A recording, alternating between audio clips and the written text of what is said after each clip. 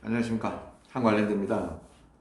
최근에 요즘 부동산 시장이 아파트 주택이 가격이 지금 너무 하락돼 가지고 IMF 수준 정도까지 된다, 떨어졌다라고 이야기도 하더라고요. 그래서 참 걱정이 많으실 거예요, 전부 다.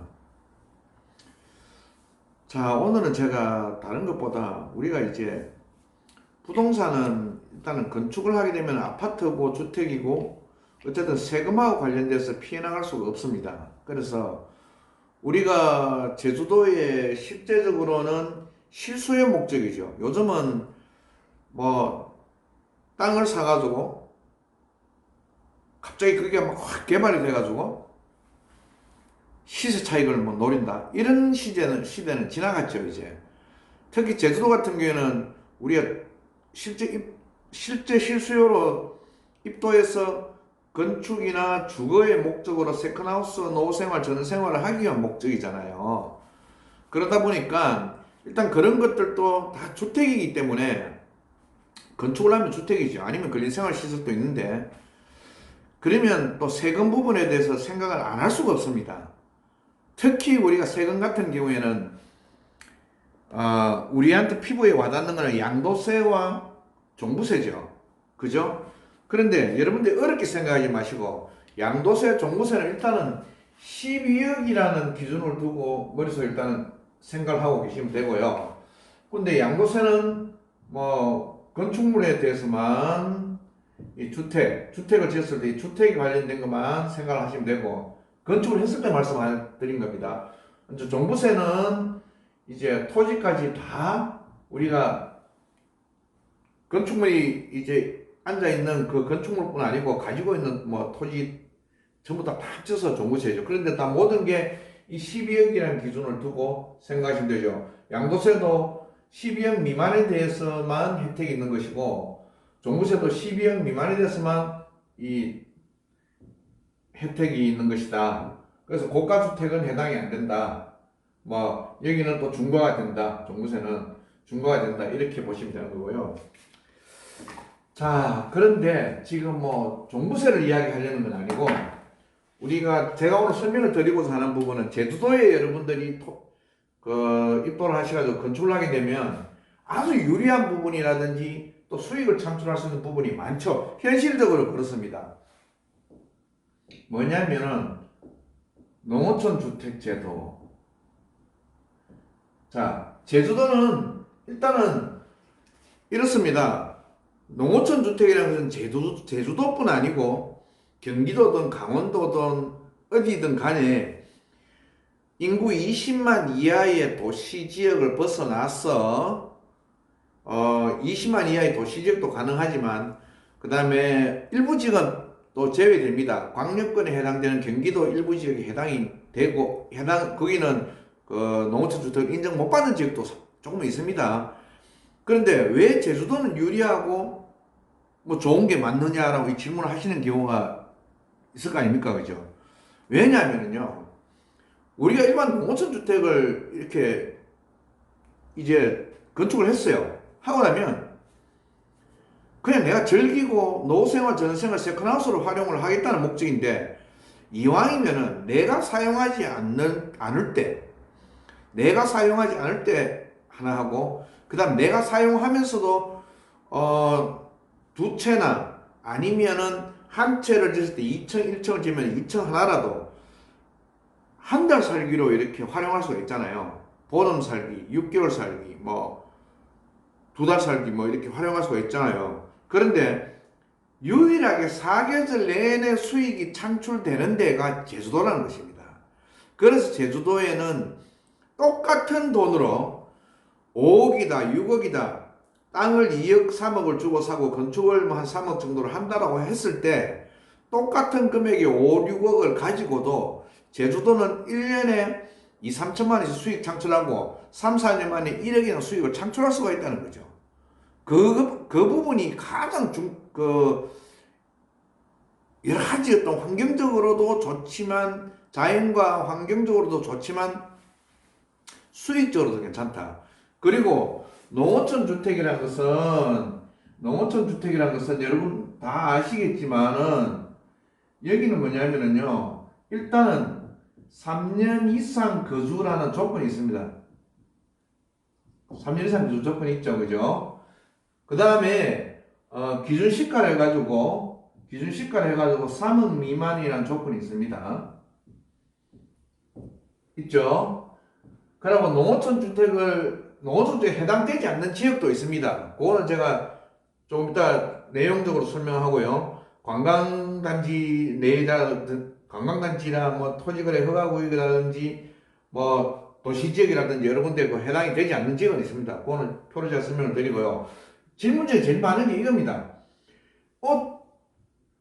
이 기준시가가 3억이면 대부분 다 뭐 이거는 나는 해당 안 되겠네. 근데 해당됩니다. 이게 농어촌 주택은요. 자, 기준시가 건축물이 주택이 기준시가 3억이라는 거면 어느 정도냐면은 토지는 일단 공시가로 따지죠. 공시가격을 따집니다. 그 다음 건축물은 뭐냐면 감정 준공시 이 감정 평가 기준이 있어요. 그러면은 우리가 보통 5, 6억 정도의 토지를 2, 3억, 건축물을 한 3억 이렇게 보면 5, 6억 되죠. 보통 보면은 그렇게 짓고 나면은 이 기준시가를 계산해 보면은 그한 5, 60% 정도가 실제 들어간 금액이 그게 기준시가입니다. 아니 어떻게 뭐 이 기준시가 3억 그러면은 3억짜리 집이어야 돼. 농어촌 주택 하면 그 요즘 건축비 다 올랐는데 되겠습니까? 다 이런 식으로 따진다 보시면 되고요. 자, 요거는 설명이 됐고, 그러면 왜 이 3억 미만 3년 이상 3을 두고 생각하십시오.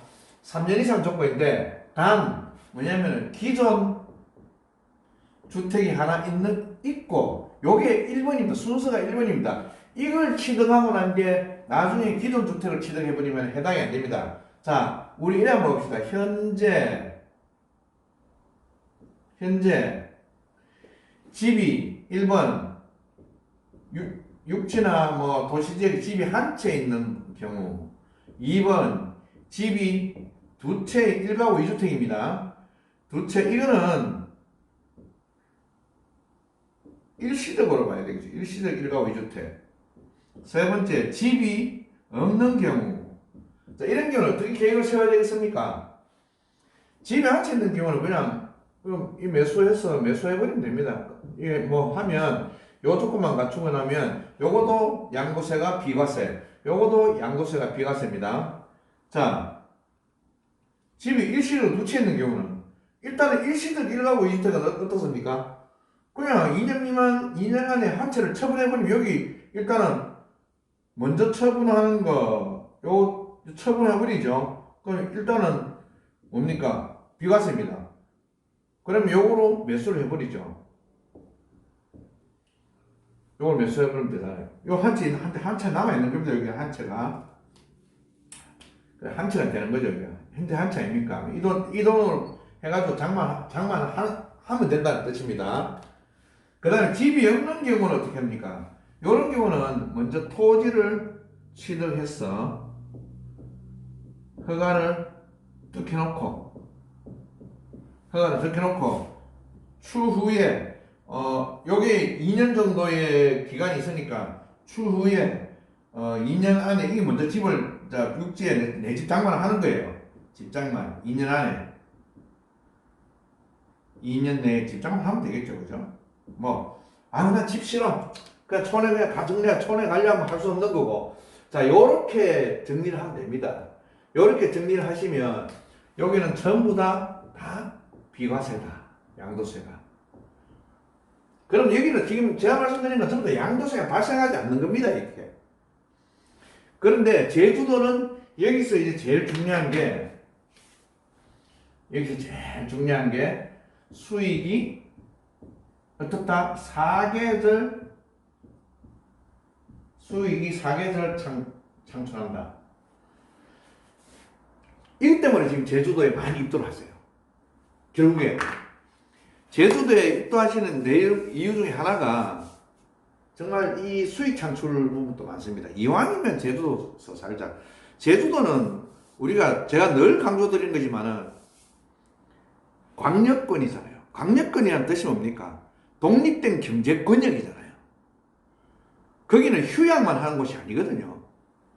거기는 세계적인 휴양지고 세계적인 보물섬이지만 세계적인 관광지지만은 휴양을 하는 뭐 발리다 뭐 푸켓이다 뭐 그런 관광지들이 많죠. 괌이다 사이판이다 뭐 거기에 여러분들은 거기 영구적으로 거주를 하고자 하면 불편하겠죠. 왜? 광역 경제권이 아니기 때문에 뭐 종합병원 병원부터 학군부터 종합대학부터 뭐 여러 가지 어떤 뭐 우리가 일반적으로 생활하는 데 있어 가지고 토탈 경제라고 그러죠. 토탈 경제가 이렇게 형성되어 있지 않는 지역이잖아요.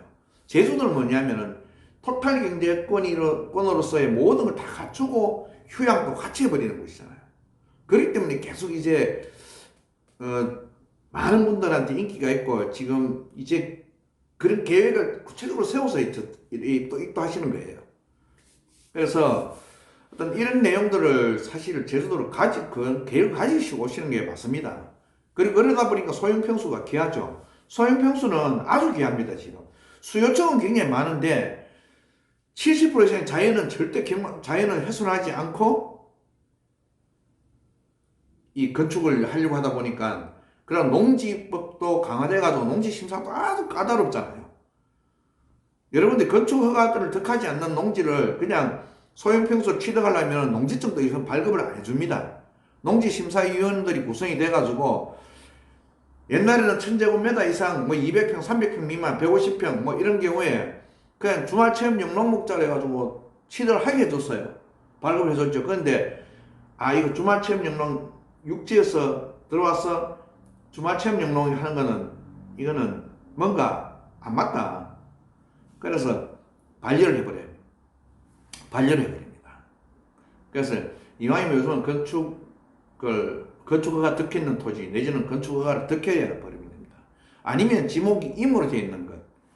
지목이 임야가 아니고요. 임야가 아니고 지목이 임으로 농지인데도 지목이 임으로 되어 있는 것. 귀하죠. 그런 경우를 하시고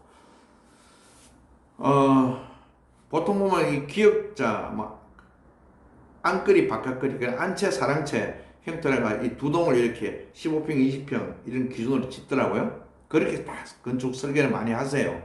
그래서 활용을 합니다. 한 채는 보통 한 달에 250, 300 한 달 사기가 뷰 전망 정말 좋고 바닷가 근처에는 350, 400 뒤 좀 떨어지면 한 200 실제 여러분들 블로그에 보시면 그렇죠. 그래서 제주도는 또 사계절 관광지다. 이번 겨울 같은 경우에 한번 봐보십시오. 굉장히 제주도 많이 옵니다. 그래서 사계절 수익이 창출할 수 있는 데가 제주도이기 때문에 살기도 좋고 광역 자치 경제권이 가기 때문에 제주도를 많이 입도하시는 것 같아요. 자, 여러분들에게 좋은 어떤 인연이 됐으면 좋겠고요. 좋은 소형평수가 또 인연이 될 수 있도록 노력해 보겠습니다. 한 관련됐습니다. 좋아요, 구독은 늘 좋은 인연에 맺어지는 지름길입니다. 감사합니다.